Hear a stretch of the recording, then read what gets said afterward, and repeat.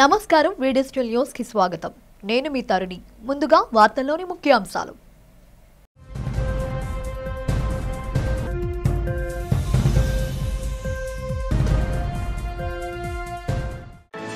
విశాఖ వేదికగా ప్రారంభమైన మహిళా రక్షణకు కలిసికట్టుగా కార్యక్రమం. ముఖ్య అతిథిగా పాల్గొని మహిళా చట్టాలు అమలుపై మాట్లాడిన రాష్ట్ర హోంమంత్రి వంగలపూడి అనిత.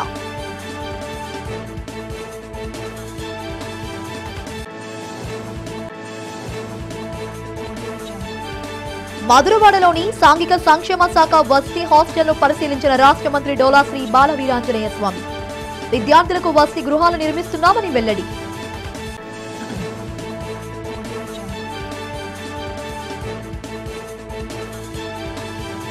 వక్ఫ్ బోర్డు సవరణ చట్ట విషయంలో సుప్రీంకోర్టులో కేంద్రానికి ఎదురు దెబ్బ తగలడం ఖాయమంటున్న మాజీ కేంద్ర మంత్రి చింతామోహన్. న్యాయ వ్యవస్థపై ప్రజల్లో నమ్మకం పెంచాల్సిన బాధ్యత సుప్రీంకోర్టుదేనని వ్యాఖ్య. కైలాసపట్టణం ప్రమాదంలో మృతి చెందిన వ్యక్తుల కుటుంబాలకు ప్రభుత్వం అండగా ఉంటుందని భరోసా ఇచ్చిన రాష్ట్ర హోంమంత్రి అనిత. మృతుల కుటుంబ సభ్యులకు చెక్కులు పంపిణీ.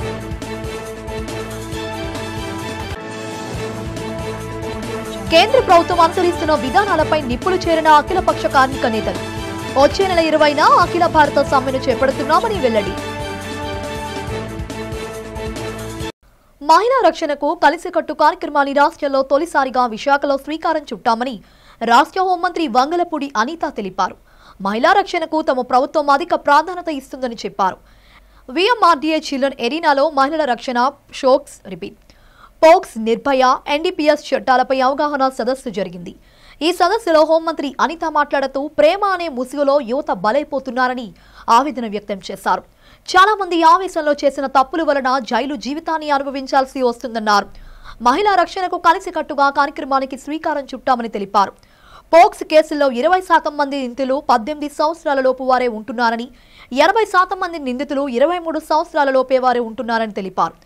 యువత గంజాయి, ఇతర మత్తు పదార్థాలు తీసుకోవద్దని, తమ జీవితాలను నాశనం చేసుకోవద్దని అనిత కోరారు. ఈ కార్యక్రమంలో నగర పోలీస్ కమిషనర్ డాక్టర్ శంకాబ్రత్ బాగ్చి మాట్లాడుతూ ప్రతి ఒక్కరూ బాధ్యతాయుతంగా మెలగాలన్నారు. యువత సన్మార్గంలో నడవాలన్నారు. మహిళల పట్ల ఎవరైనా తప్పుగా ప్రవర్తిస్తే చట్ట ప్రకారం కఠిన చర్యలు తప్పవని హెచ్చరించారు. యువత డ్రగ్స్ వినియోగానికి దూరంగా ఉండాలన్నారు. ఈ కార్యక్రమంలో ఏయూవీసీ రాజశేఖర్, పోలీస్ అధికారులు, విద్యార్థులు పెద్ద సంఖ్యలో పాల్గొన్నారు. ఒక వినూత్నమైన కార్యక్రమానికి శ్రీకారం చుట్టడం జరిగింది మా సిపి గారు బాక్షి గారి ఆధ్వర్యంలో. ఎందుకంటే ప్రతి సందర్భంలోని కూడా మహిళలకు అవగాహన కల్పిస్తున్నాము, స్కూల్లో పిల్లలకు అవగాహన కల్పిస్తున్నాము ఈ పోక్సో యాక్ట్ గురించి, అన్ని యాక్టుల గురించి. కానీ ఈ పోక్సో యాక్ట్ వల్ల కానీ ఇప్పుడున్న అంటే ఆడపిల్లల మీద అఘాయిత్యాలు చేయడం వల్ల, క్షణికావేశంలో ఆడపిల్లలు జోలికి వెళ్ళడం వల్ల, వాళ్ళ మీద చెయ్యటం వల్ల చాలామంది విద్యార్థుల తాలూకా జీవితాలు కూడా పాడవుతున్నాయి. చాలామంది విద్యార్థులు తమ జీవితాలు జైలు పాలు చేసుకునే సందర్భం. అదేవిధంగా వాటిని తట్టుకోలేక కొంతమంది తల్లిదండ్రులు కూడా సూసైడ్లు చేసుకునే పరిస్థితులు కూడా చాలా మ్యాక్సిమం అందరినీ చూస్తున్నాం. ఈ నేపథ్యంలో కంపల్సరీగా ఒక చట్టాల మీద అవగాహన అన్నది పిల్లలకి రావాలి, ముఖ్యంగా మగపిల్లలకి రావాలి. వాళ్ళకి కూడా వాళ్ళ భవిష్యత్తు మీద ఆశలు చిగురించాలి, వాళ్ళ భవిష్యత్తుకు ఒక భరోసా కల్పించాలనే ఉద్దేశంతో ఈరోజు ఈ కార్యక్రమాన్ని కూడా తీసుకోవడం జరిగింది. మా కార్యక్రమానికి ఒకటే ఈరోజు ఏదైతే నారా లోకేష్ గారు మేము అపోజిషన్లో ఉండేటప్పుడు ఆయన పాదయాత్ర చేస్తున్నప్పుడు ఉన్న సంఘటనలు బేస్ చేసుకొని ఒక కరిక్యులం అన్నది మనకి సిస్టంలో రావాలి, విద్యా వ్యవస్థలో రావాలి అని చెప్పి ఆయన కోరుకున్నారు. ఎందుకనంటే చాలామంది చిన్నపిల్లలు అంటే ఆడపిల్లల్ని గౌరవించే పరిస్థితుల్లో కానీ, ఆడపిల్లల మీద అఘాయిత్యాలు చేసేటప్పుడు కానీ వీటన్నిటికీ కూడా ఒక తల్లిని చెల్లిని ఎలాగా గౌరవించుకోవాలి, ఒక మహిళని ఎలా గౌరవించుకోవాలన్న తత్వం డెఫినెట్గా చిన్నపిల్ల స్థాయి నుంచి కూడా రావాలి అని ఒక మంచి ఉద్దేశంతో ఆ రోజు లోకేష్ గారు తీసుకున్న నిర్ణయం. ఈరోజు దానికి అనుగుణంగా ఈరోజు మేము విశాఖపట్నంలో స్టార్ట్ చేసాం. ఈరోజు అందుకే వైస్ ఛాన్సలర్ గారిని కూడా ఇక్కడికి రప్పించడం జరిగింది, ఒక ఇంటలెక్చువల్ కూడా రప్పించడం జరిగింది. వీళ్ళ తాలూకా ఆలోచన తీరుతో, అదేవిధంగా వీళ్ళ తాలూకా సహాయ సహకారాలతో, ఒక సైకాలజీకి సంబంధించిన అంశాలతో కూడిన ఒక కరిక్యులంని తయారు చేసి రాబోయే కాలంలో కూడా గౌరవ నారా లోకేష్ గారి చేతుల మీదుగా అది కూడా ఏర్పాటు చేయాలి అన్నది మా ఉద్దేశం. అదేవిధంగా స్వీయ క్రమశిక్షణ అన్నది, ప్రజాహితం అన్నది ఒక స్లోగన్గా కూడా తీసుకొని రాబోయే కాలంలో ఈ రోజుకి మేము ఏదో క్రైమ్ ఆపేస్తామని మేము చెప్పట్లేదండి. క్షమించొద్దు, ఇద్దరికి శిక్షణ పడేటట్టు చూడాలి అని ఆయన దేవునికి ప్రార్థిస్తున్నారు. సో మనం ఎప్పుడైనా గుర్తుపెట్టుకోవాలి, మీ చుట్టూ ఎక్కడైనా తప్పు చూసినా, నేరం చూసినా, లేకపోతే తప్పు చేయడానికి ఏర్పాట్లు జరుగుతున్నాయి, నేరం చేయడానికి ఏర్పాట్లు జరుగుతున్నాయి, మీరు చూడకుండా పట్టించుకోకుండా వెళ్ళిపోతే అది కూడా తప్పు, అది కూడా నేరము. అందుకే మన వైజాగ్ నగరంలో నేను నా పర్సనల్ కాంటాక్ట్ నెంబర్ ఇచ్చాను 7995095799.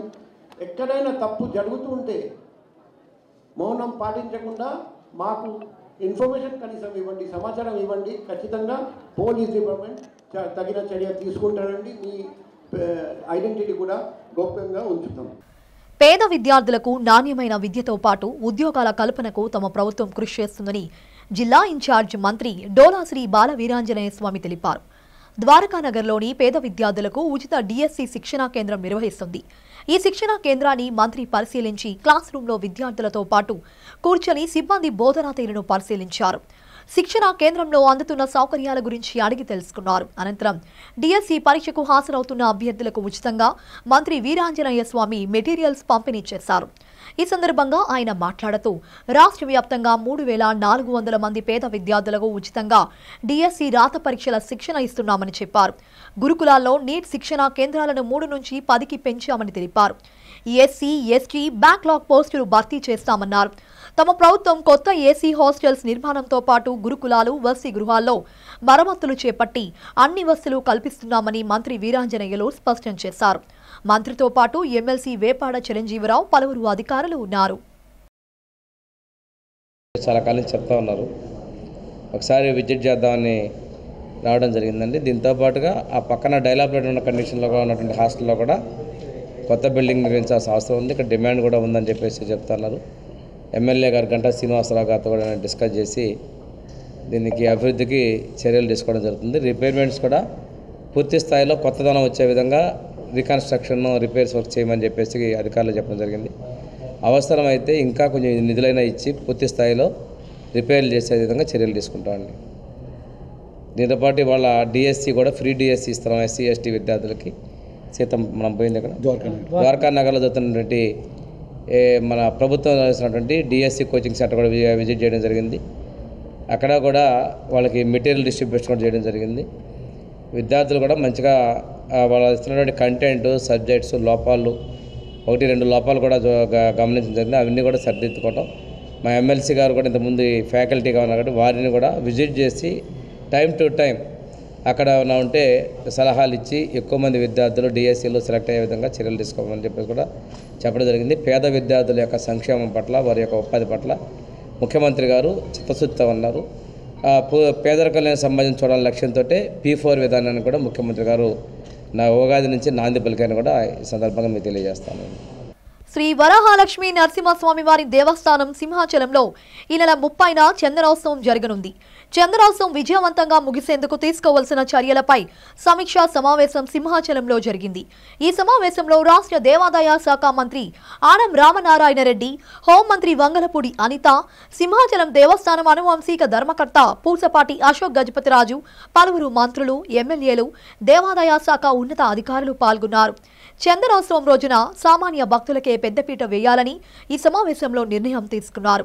భక్తులకు అసౌకర్యం కలగకుండా త్వరితగతిన స్వామివారి దర్శన భాగ్యం కలిగేలా విస్తృతంగా ఏర్పాట్లు చేయనున్నారు. భక్తుల కోసం చేసే ఏర్పాట్లపై చర్చించి అధికారులకు ప్రజాప్రతినిధులు పలు సూచనలు ఇచ్చారు. స్వామివారి చందనోత్సవం విజయవంతం అయ్యేందుకు అందరూ సమిష్టిగా సమన్వయంతో పనిచేయాలని మంత్రులు ఉన్నతాధికారులకు దిశానిర్దేశం చేశారు.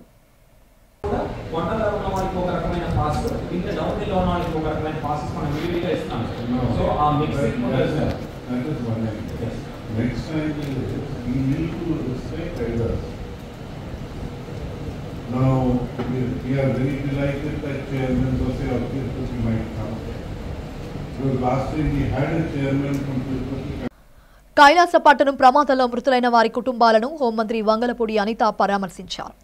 మృతుల కుటుంబ సభ్యులు ఓదార్చి ప్రభుత్వం అండగా ఉంటుందని ధైర్యాన్నిచ్చారు. బాధిత కుటుంబ సభ్యులకు ప్రభుత్వం ఇచ్చిన హామీ మేరకు ఆర్థిక సాయం అందజేశారు. కైలాసపట్నం గ్రామానికి చెందిన పురంప జి గోవిందు, జి వేణుబాబు, చౌడివాడ గ్రామానికి చెందిన ఎస్ బాబురావు, రాజుపేట గ్రామానికి చెందిన దాడి రామలక్ష్మి కుటుంబ సభ్యులకు 15 లక్షల రూపాయల చొప్పున చెక్కులను మంత్రి అనిత అందజేశారు. అనంతరం రాష్ట్ర హోంమంత్రి వంగలపూడి అనిత మాట్లాడుతూ ప్రమాదం జరిగిన వెంటనే సీఎం, డిప్యూటీ సీఎం స్పందించి అధికారులు, ప్రజాప్రతినిధులను తక్షణమే సహాయక చర్యల్లో పాల్గొనాలని ఆదేశించాలని తెలిపారు. క్షతగాత్రులు వెంటనే ఆసుపత్రికి తరలించి మెరుగైన వైద్యం అందించామని అన్నారు. ప్రభుత్వం బాధిత కుటుంబాలకు అన్ని విధాలుగా అండగా ఉంటుందని, మృతుల కుటుంబాల సంరక్షణ బాధ్యతను ప్రభుత్వం భుజాన వేసుకుందన్నారు. క్షతగాత్రులకు కూడా చెక్కులు అందజేస్తామని మంత్రి అనిత పేర్కొన్నారు. ఆ రోజు ఇక్కడ అన్ని సహాయక చర్య కార్యక్రమాల్లోనూ కూడా ఎన్డీఏ కార్యకర్తలందరినీ కూడా ఇన్వాల్వ్ అవ్వమని మా అందరికీ ఆదేశించడం, అదేవిధంగా ఇమీడియట్గా నేను, కలెక్టర్ గారు, అదేవిధంగా ఎస్పీ గారు, డిఐజీ గారు అందరూ కూడా స్పాట్కి వచ్చి ఇక్కడ ఎటువంటి అంటే ఇంకా ఫర్దర్గా ఎటువంటి సంఘటనలు జరగకుండా చూసుకోవడం ఒక బాధ్యత అయితే, ఇక్కడ ఉన్న క్షతగాత్రులందరినీ ఇమీడియట్గా హాస్పిటల్స్కి ఇక్కడ నుంచి ఇటు వైజాగ్కి కూడా చేరవేయడం అన్నది కూడా మీ అందరూ కూడా చూశారు. ఆ రోజు అనౌన్స్ చేసినట్టుగా 15 లక్షల రూపాయలు వాళ్ళ ఫ్యామిలీ సర్టిఫికేట్స్ వచ్చిన తర్వాత, లీగల్ హైస్ తెలుసుకున్న తర్వాత ఈరోజు గవర్నమెంట్ ఆ ఫ్యామిలీ అందరికీ కూడా 15 లక్షల రూపాయలు, ఒక్కొక్కరికి 15 లక్షల రూపాయలు అనౌన్స్ చేయడం మీ అందరికీ కూడా తెలుసు. చనిపోయిన కుటుంబాలకి వాళ్ళందరికీ కూడా ఈరోజు ఇవ్వాలి అనే ఉద్దేశంతోనే వాళ్ళ ఇంటింటికి వెళ్ళి వాళ్ళ ఇంట్లోకి మేమే వెళ్ళి ఆ 15 లక్షల రూపాయలు కూడా వాళ్ళకి ఇవ్వడం జరుగుతుంది. ఆ కుటుంబాన్ని కూడా అన్ని విధాలుగా మేము ఆదుకుంటాం. ఒక కుటుంబం దగ్గరికి వెళ్తే వాళ్ళ అబ్బాయి మహేష్ చదువుకుంటానని చెప్పి బాధపడ్డాడు, చదువుకునే పరిస్థితి లేదు అంటే ఆ చదువు బాధ్యతలు కూడా ఈరోజు మేమే తీసుకునేటట్టుగా, మేము కూడా గవర్నమెంట్ తీసుకునేటట్టుగా మీ అందరికీ కూడా తెలియజేసుకుంటున్నాం. అదేవిధంగా ఇక్కడ కూడా ఒక అబ్బాయి బాలసాయి అబ్బాయి కూడా చదువుకుంటుంటే ఇక్కడ క్లియర్గా హౌస్ కూడా లేదు అనేసరికి ఆర్డీఓ గారికి చెప్పి హౌసింగ్ కూడా స్కీమ్ కూడా ఏర్పాటు చేసి ఆ కుటుంబాలను అన్ని విధాలుగా కూడా మేము ఆదుకునే పరిస్థితి కనిపిస్తూ ఉంది. మేయర్ గొలగాని హరివెంకట కుమారిపై జనసేన నేత కార్పొరేటర్ పీతల మూర్తి యాదవ్ విమర్శలు గుప్పించారు. జీవీఎంసీ టీడీపీ ఫ్లోర్ లీడర్ ఛాంబర్లో కార్పొరేటర్ గంధం శ్రీనుతో కలిసి మీడియాతో సమావేశం నిర్వహించారు. ఈ సమావేశంలో వారు మాట్లాడుతూ అవిశ్వాస తీర్మానంలో విజయం తమదేనని ధీమా వ్యక్తం చేశారు. జీవీఎంసీలో 4 ఏళ్ల వైసీపీ పాలనలో అవినీతి తారాస్థాయికి చేరుకుందన్నారు. త్వరలో మేయర్ హరివెంకట కుమారి పాపాల చిట్టాను ప్రజల ముందు పెడతామని తెలిపారు. మేయర్ హరివెంకట కుమారి కంటతడి పెట్టినంత మాత్రాన అవినీతిని కప్పిపుచ్చలేరని అన్నారు. మహావిశాఖ ప్రజలకు అభివృద్ధి, పారదర్శక పాలన అందించడమే కూటమి నేతల ప్రధాన లక్ష్యమని పీతల మూర్తి, గంధం శ్రీను తెలిపారు. గౌరవ మేయర్ గొలగాని హరివెంకట కుమార్ గారు బీసీ యాదవ మహిళపై సొంత సామాజిక వర్గానికి చెందినటువంటి నేతలే కుట్ర పన్నారని చెప్పి ఆమె స్థానాన్ని దించడానికి ఏదైతే మాట్లాడుతూ ఉన్నారో, అసలు ఏ రోజైనా గొలగాని హరివెంకట కుమార్ గారికి కౌన్సిల్లో 22 మంది తన సామాజిక వర్గానికి చెందినటువంటి కార్పొరేటర్లే ఉన్నారని చెప్పి భావించి వార్డుల్లో అభివృద్ధి కార్యక్రమాల గురించి ఏ రోజైనా పిలిచి కూర్చోబెట్టి సమీక్షించినటువంటి సందర్భం ఉందా అని అడుగుతా ఉన్నాను నేను. అప్పుడు రాని కులం, అప్పుడు లేని గుర్తింపు, అప్పుడు లేని బాధ, అప్పుడు కార్చని ముసలి కన్నీరు, ఇప్పుడు మీరు ఎందుకు ముసలి కన్నీరు కారుస్తూ ఉన్నారు? ఇప్పటికీ కూడా వైఎస్ఆర్ కాంగ్రెస్ పార్టీ నేతలు మేయర్ కుర్చీని అడ్డం పెట్టుకొని, ఒక బీసీ మహిళని అడ్డం పెట్టుకొని కుట్ర కోణంలో రాజకీయం చేస్తారన్నది తేటతెల్లం అవుతోంది. మేయర్ గారు మీకు ఏ రోజైనా సెల్ ఫోన్ ఇచ్చారా? మీకు మేయర్ గారి నెంబర్ ఎవరికైనా సరే ఈ నగరంలో తెలుసా? విశాఖ నగర మేయర్గా ప్రజల ఆరోగ్య భద్రతను కాపాడాల్సినటువంటి వ్యక్తి తన భర్త గొలగాని శ్రీనివాస్ కోడి వ్యర్థాల వ్యవహారంలో నట్టింట్లో కూర్చొని పంచాయతీ చేసి గొలగాని శ్రీనివాస్కి బినామీ అయినటువంటి కర్రీ శ్రీనివాసరెడ్డి, జియాన్ శ్రీధర్కి బినామీ అయినటువంటి జగదీష్, బానాల్ సింగ్ బినామీ అయినటువంటి రఘు అండ్ జగదీష్. నర్సీపట్నం నియోజకవర్గంలో వైసీపీ నాయకుల మీద పోలీసులు అక్రమ కేసులు బనాయిస్తున్నారని, అక్రమ అరెస్టులు చేస్తున్నారని మాజీ MLA Petla Umashankar Ganesh rural police station పోలీసులకు ఫిర్యాదు చేశారు. స్థానికంగా జరిగే గ్రామ దేవతల పండుగల సందర్భంగా ఆలయ కమిటీలు ఏర్పాటు చేసిన డాన్స్ బేబీ డాన్స్ కార్యక్రమంలో వైసీపీ నాయకులు పాల్గొంటే వారిపై అసభ్య ప్రవర్తన కారణంగా చూపిస్తూ కేసులు పెట్టడం అన్యాయమన్నారు. ఆవేదన వ్యక్తం చేశారు. నర్సీపట్నం ఎమ్మెల్యే, శాసనసభ స్పీకర్ చింతకాయల అయ్యన్న పాత్రుడు ఒత్తిడితోనే పోలీసులు తప్పుడు కేసులు పెడుతున్నారని ఆరోపించారు. ఈరోజు నర్సీపట్నంలో స్పీకర్ అయ్యన్న పాత్రుడు ఒత్తిడి మేరకు కూడా మా పార్టీ నాయకులు ఇద్దరిపై కేసులు భరించిన సంగతి చూసాం. దాని సందర్భంగా ఈరోజు సీఐ గారిని ఆ కేసులు ఎత్తివేయాలని చెప్పి మరి రిప్రజెంటేషన్ కూడా ఇవ్వడం జరిగింది. అయితే ముఖ్యంగా చెప్పాలంటే ఈరోజు మొదటగా మాగవరపల్లి మండలంలో చామంతపురం గ్రామానికి సంబంధించి మా పార్టీ సంబంధించి లీడరు అక్కడ సర్పంచ్ బొడ్డు గోవింద్ గారి మీద ఒక ఎఫ్ఐఆర్ కాపీ వేయడం జరిగింది. ఏంటంటే ఆ రోజు 12వ తారీఖుని పద్దేశం పండుగ సందర్భంగా ఆ గ్రామంలో 12 ఏప్రిల్ సందర్భంగా ఒక మన రిప్రజెంటేషన్ ఒకటి ఇవ్వడం జరిగింది. మా గ్రామంలో పరదేశం మన పండుగ ఉంది, దానికి డ్యాన్స్ చేసుకోవడానికి నిర్వహించడానికి మీరు పర్మిషన్ ఇవ్వాలని చెప్పి డిఎస్పీ గారిని సిఐ గారిని అడిగితే వాళ్ళు పర్మిషన్ కూడా ఇవ్వడం జరిగింది. పర్మిషన్ ఇచ్చిన తర్వాత మరి ఏదైతే 12వ తారీఖుని మరి ప్రోగ్రాం చేశారో ఆ ప్రోగ్రాంలో మా పార్టీ సర్పంచ్ సంబంధించిన మరి గోవిందు ఒక పాటకి డ్యాన్స్ వేసాడని అసభ్యంకరంగా ఉందని చెప్పి, మరి అసభ్యకరంగా లేకపోయినప్పటికీ కూడా ఒక పాట వేసాడని చెప్పి ఉద్దేశపూర్వకంగా ఆయన మీద ఎఫ్ఐఆర్ కట్టడం జరిగింది. ఎప్పుడు కట్టారంటే 12వ తారీఖున జరిగితే 14వ తారీఖున 2 రోజుల తర్వాత ఎవరైతే కంప్లైంట్ కానిస్టేబుల్ ఉన్నారో చంటిబాబు కంప్లైంట్ ఇస్తే కట్టారు. ఒకటే చెప్పాలి మీ అందరూ కూడా ఈరోజు నిజంగా ఈ డ్యాన్స్ సంబంధించి పర్మిషన్ ఆల్రెడీ డిఎస్పీ గారు సిఏ గారు కూడా ఇవ్వడం జరిగింది, స్టేజ్ పర్మిషన్ కూడా ఇవ్వడం జరిగింది. ఎక్కడ కూడా అసభ్యకరంగా డ్యాన్సులు కూడా ఎక్కడ కూడా వేయలేదు. ఆ గ్రామంలో ఎవరు కూడా ఇది అసభ్యకరంగా ఉందని చెప్పి ఎవరు కూడా గ్రామం నుంచి కూడా ఎవరు కంప్లైంట్ కూడా ఇవ్వలేదు. కేవలం ఏదో సోషల్ మీడియాలో వచ్చిందంట, వైరల్ అయిందని చెప్పి కేవలం సోషల్ మీడియా ఆధారంగా మరి ఎవరైతే మరి చంటిబాబు గారి పేరున కానిస్టేబుల్ ఉన్నారో ఆయన పేరున మరి కంప్లైంట్ ఇవ్వడం జరిగింది. నిజంగా ఆ రోజు ఆ ప్రోగ్రాం జరిగేటప్పుడు ఎవరైతే కంప్లైంట్ ఇచ్చారో చంటిబాబు అనే కానిస్టేబుల్ కానీ 3 కానిస్టేబుల్ ఆ ప్రోగ్రాం దగ్గరే ఉన్నారు డ్యాన్స్ వేసేటప్పుడు. మరి ఎందుకు ఆ రోజు అదే పోలీసులు ఎందుకు ఆపలేదని చెప్పి అడుగుతున్నా. మరి డ్యాన్స్కే పర్మిషన్ ఇచ్చారు. మరి డ్యాన్స్లో డ్యాన్స్లు వేస్తుంటే దాని మీద మళ్ళీ ఉద్దేశపూర్వకంగా మా పార్టీ నాయకుడి మీద మరి 2 రోజుల తర్వాత కేసులు కట్టడం సంగతి మొదటగా చెప్తున్నాను. లేబర్ కోడ్స్ కు వ్యతిరేకంగా వచ్చే నెల 20న అఖిల భారత సమ్మెను నిర్వహిస్తున్నట్లు అఖిలపక్ష కార్మిక సంఘాల నేతలు ప్రకటించారు. జగదంబ జంక్షన్లో గల సిఐటియు కార్యాలయంలో అఖిలపక్ష కేంద్ర కార్మిక సంఘాల నేతలు సమావేశం జరిగింది. ఈ సమావేశంలో అఖిలపక్ష నేతలు నాగభూషణం, కనకారావు, కుమారులు మాట్లాడుతూ కేంద్ర ప్రభుత్వం అనుసరిస్తున్న కార్మిక, పారిశ్రామిక వ్యతిరేక విధానాలపై విరుచుకుపడ్డారు. కేంద్ర ప్రభుత్వం లేబర్ కోడ్స్ ను విరమించుకోవాలని డిమాండ్ చేశారు. కార్మికులకు తీరని అన్యాయం కలిగించే లేబర్ కోడ్స్ ను విరమించుకోకపోతే తీవ్ర పరిణామాలు తప్పవని మోడీ సర్కార్కు హెచ్చరించారు. ప్రభుత్వం వైఖరి నిరసిస్తూ వచ్చే నెల 20న దేశవ్యాప్తంగా సమ్మెను చేపడుతున్నట్లు తెలిపారు. ఈ సమ్మె సంపూర్ణ విజయవంతం కావడానికి ప్రజలు సహకరించాలని కార్మిక నేతలు కోరారు. మీడియా సమావేశంలో పలు కార్మిక సంఘాల నాయకులు పాల్గొన్నారు.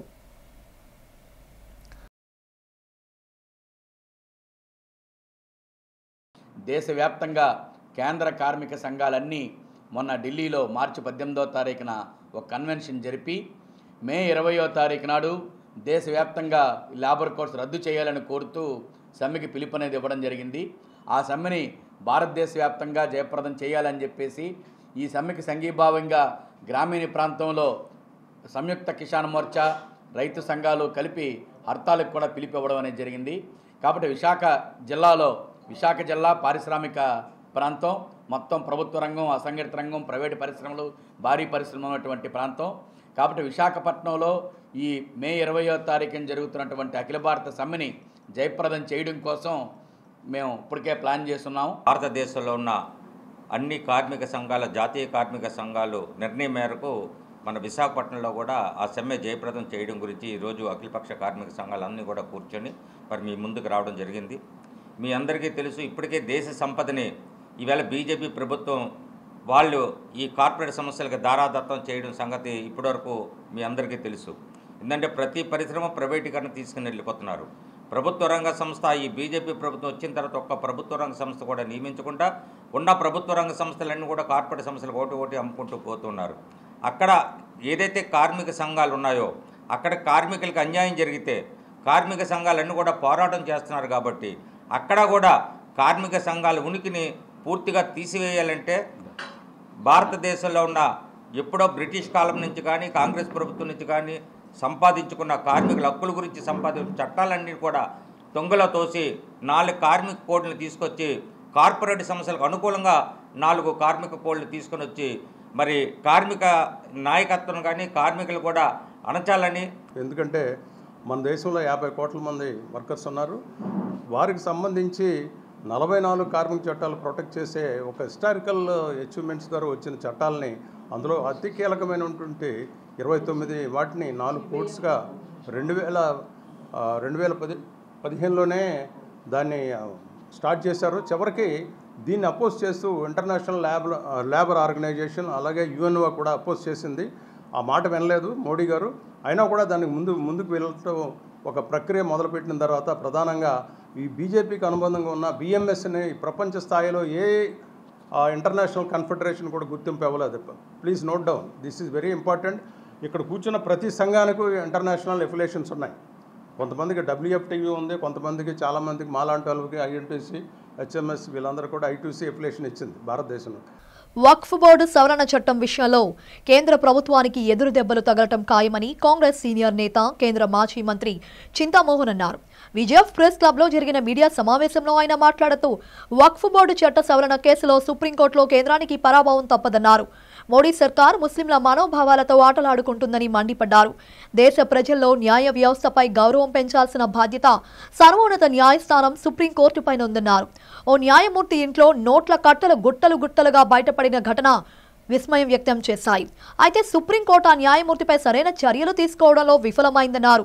ఇది దేశ ప్రజల్లో న్యాయ వ్యవస్థపై పలు అనుమానాలు రేకెత్తిస్తుందని చింతామోహన్ అన్నారు. కేంద్ర ప్రభుత్వం ప్రతిపక్షాలను ఇబ్బంది పెట్టేందుకు అనేక సంస్థలను దుర్వినియోగం చేస్తుందని మండిపడ్డారు. రాష్ట్రంలోని కూటమి పాలనపై తనదైన స్థాయిలో విమర్శలు గుప్పించారు.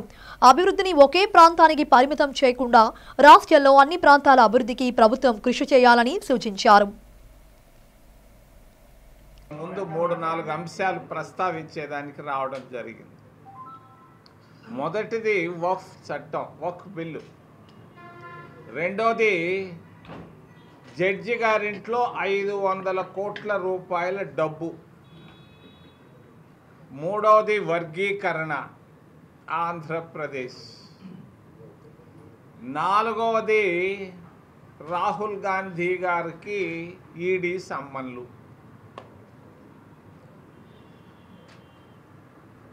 దేశంలో ప్రజాస్వామ్యం అనేది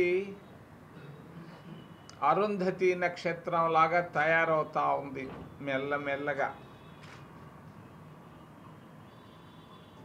భారతీయ జనతా పార్టీ ఒక చట్ట బిల్లును తీసుకొని వచ్చింది. ఆ బిల్లు వక్ఫ్ బిల్లు. ఎందుకయ్యా ఇప్పుడు మీ వాజ్పేయి అద్వానీలు చేయని బిల్లు ఎందుకు వచ్చిందయా ఓ ప్రధానమంత్రి గారు? అవసరమా?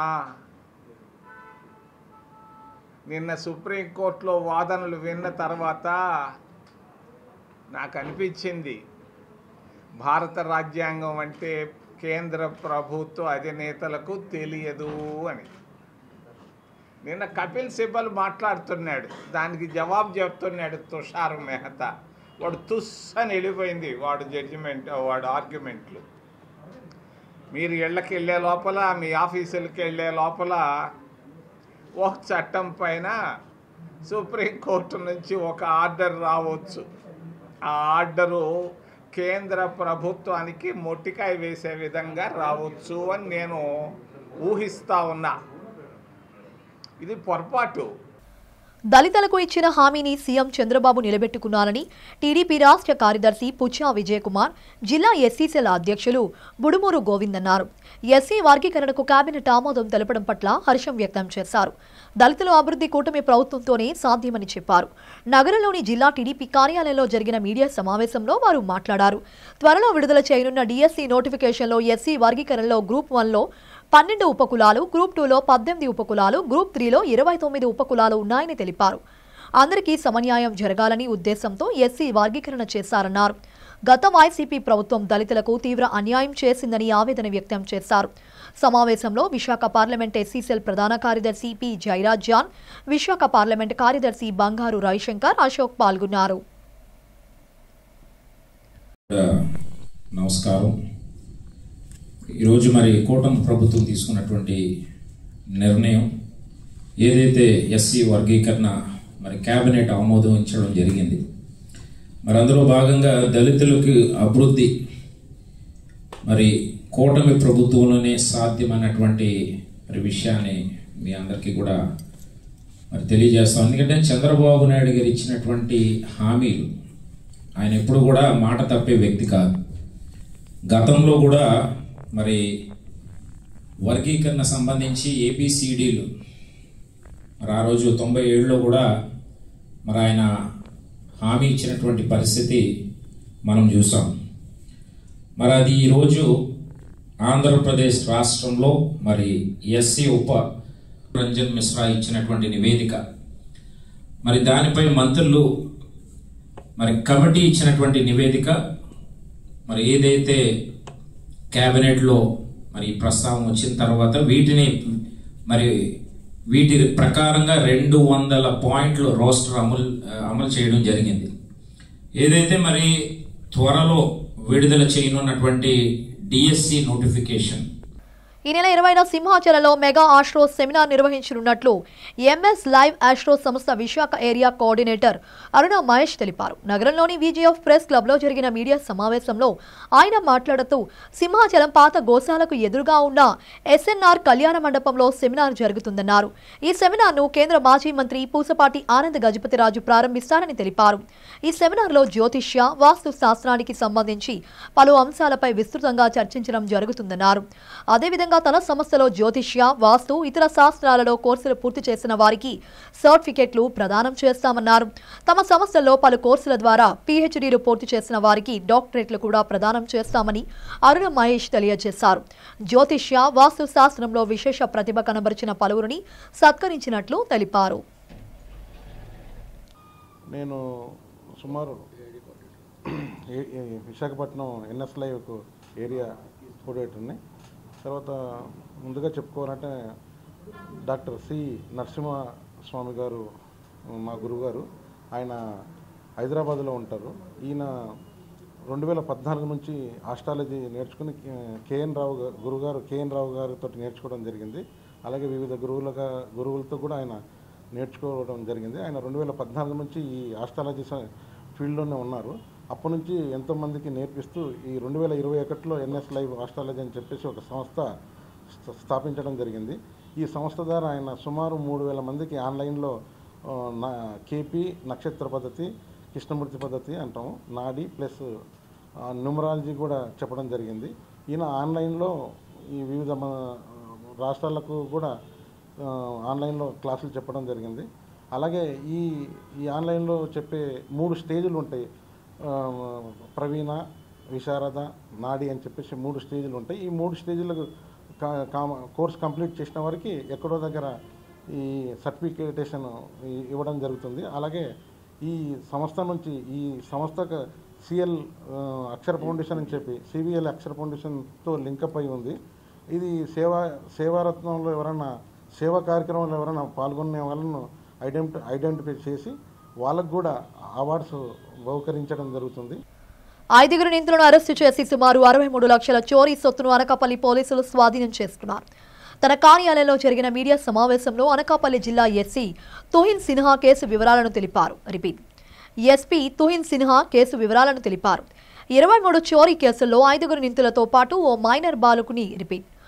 మైనర్ బాలుని ప్రమేయం ఉందన్నారు. నిందితుల నుండి 69 తులాల బంగారం, 6.5 తులాల వెండి, 15,000 రూపాయల నగదును స్వాధీనం చేసుకున్నామని చెప్పారు. 5 నిందితులను అరెస్టు చేయగా ఓ మైనర్ను జువైనల్ హోంకు పంపించినట్లు తెలిపారు. ప్రధాన నిందితుడు పి దుర్గాప్రసాద్తో పాటు బిశెట్టి లోకేష్, ఎల్లపు భూపతి, సూర్య, డి ఆదిబాబులను అరెస్టు చేశామన్నారు.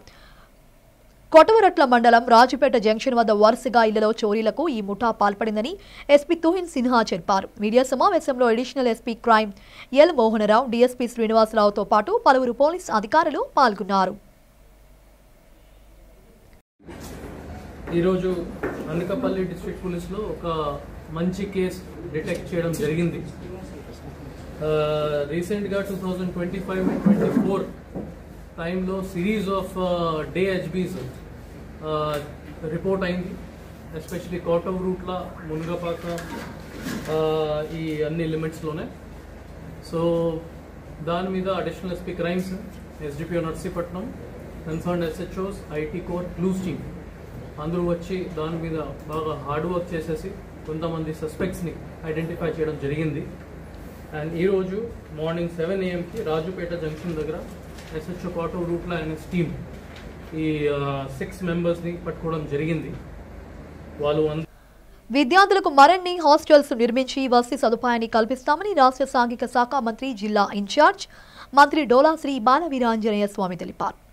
ఎమ్మెల్సీ వేపాడ చిరంజీవి ఎమ్మెల్సీ వేపాడ చిరంజీవిరావు అధికారులతో కలిసి మధురవాడ ప్రభుత్వ సాంఘిక సంక్షేమ శాఖ హాస్టల్స్ ను పరిశీలించారు.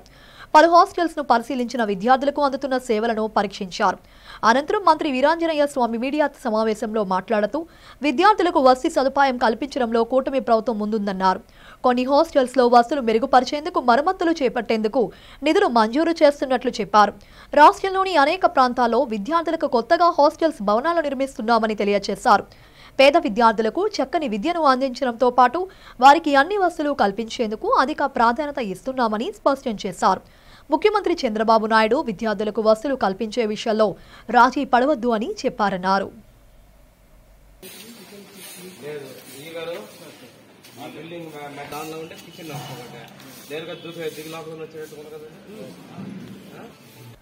మున్సిపల్ కాంట్రాక్ట్ కార్మికుల సమస్యలను ప్రభుత్వం పరిష్కరించాలని జీవీఎంసీ కాంట్రాక్ట్ వర్కర్స్ యూనియన్ నేత ఈశ్వర్రాజు డిమాండ్ చేశారు. యూనియన్ ఆధ్వర్యంలో సూర్యాబాగ్లోని జీవీఎంసీ జోనల్ కార్యాలయం ఎదుట కార్మికులు నిరసన ప్రదర్శన నిర్వహించారు.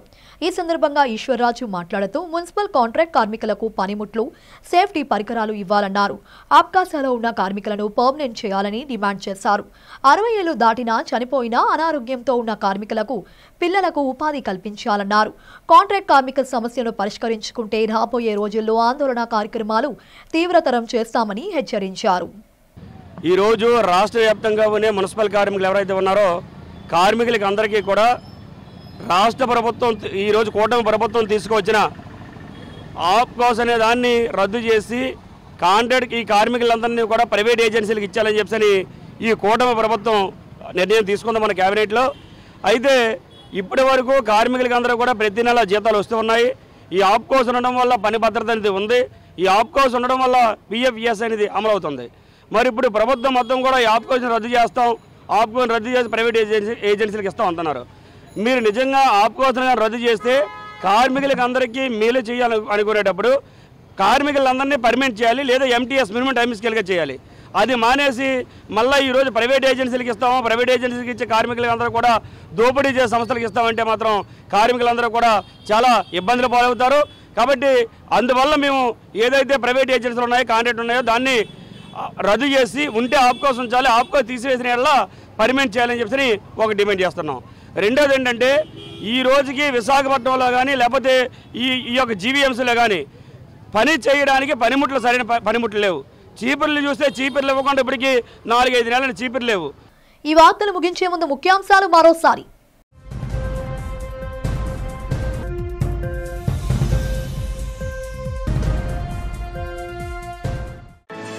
విశాఖ వేదికగా ప్రారంభమైన మహిళా రక్షణకు కలిసికట్టుగా కార్యక్రమం. ముఖ్య అతిథిగా పాల్గొని మహిళా చట్టాలు అమలుపై మాట్లాడిన రాష్ట్ర హోంమంత్రి వంగలపూడి అనిత.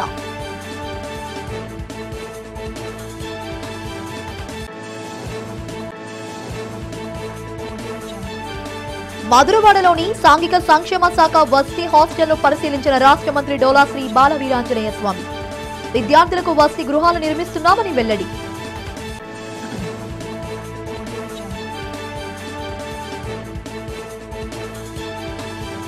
వక్ఫ్ బోర్డు సవరణ చట్ట విషయంలో సుప్రీంకోర్టులో కేంద్రానికి ఎదురు దెబ్బ తగలడం ఖాయమంటున్న మాజీ కేంద్ర మంత్రి చింతామోహన్. న్యాయ వ్యవస్థపై ప్రజల్లో నమ్మకం పెంచాల్సిన బాధ్యత సుప్రీంకోర్టుదేనని వ్యాఖ్య. కైలాసపట్టణం ప్రమాదంలో మృతి చెందిన వ్యక్తుల కుటుంబాలకు ప్రభుత్వం అండగా ఉంటుందని భరోసా ఇచ్చిన రాష్ట్ర హోంమంత్రి అనిత. మృతుల కుటుంబ సభ్యులకు చెక్కులు పంపిణీ.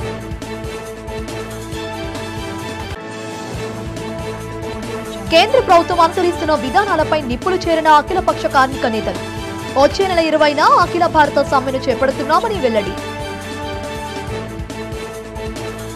ఈ వార్తలు ఇంతటితో సమాప్తం. తిరిగి మరిన్ని విశేషాలతో మరో బులెటిన్లో కలుద్దాం. అంతవరకు సెలవు, నమస్కారం.